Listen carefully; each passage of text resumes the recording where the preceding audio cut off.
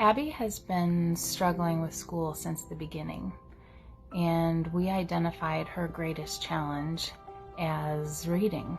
And when you struggle with reading, all of a sudden that trickles into your ability to do math and science because you can't read the content and you can't read the test questions. So her confidence was shot.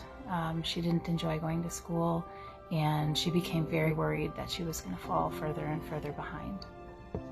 So before I knew about the pod, I was seeing a reading tutor for about a year and a half. After getting her vision checked and making sure she was settled in a IEP for reading at school, we decided to move forward with a reading tutor to see if we could catch up. And we've been seeing this tutor twice a week now for a year and a half. Abby has definitely been seeing some notable progress with her tutor, but we noticed that her test scores were still lagging behind considerably. And Abby mentions like she's not able to really buckle down and concentrate in the classroom. Well, my family considered me to do the pod because I was struggling with my schoolwork and I just wasn't concentrating, and well, I was really anxious. As a parent, you're willing to do anything to help your kid. And as we were learning about theta therapy and the pod, we thought, why not? Let's give it a shot. My experience for the pod, right when I saw it, I thought, well, that looked scary.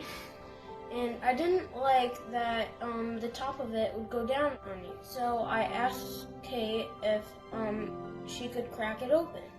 She said yeah. So then I tried it, and I felt good about it. So I did a few sessions and another session, and on the fourth session, I thought, well, maybe we should close it. I know we've got a lot of variables at play here. Abby is a growing, maturing 10-year-old girl. We continue to see our reading tutor, whom we love, twice a week.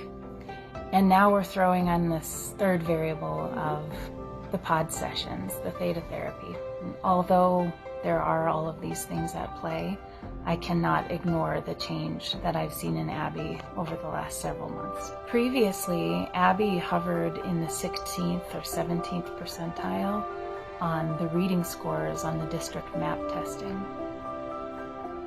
From this past winter to spring, she jumped from the 17th percentile to the 43rd percentile. I felt way more focused in school, and my test scores really improved. Behaviorally, I've seen a much calmer Abby. It's as if the noise or the clutter that's been in her head has gotten quieter. She seems more content, and she seems more self-aware than I've observed in the past. I would recommend this for any kids that have a hard time focusing at school, and there's nothing to be afraid of.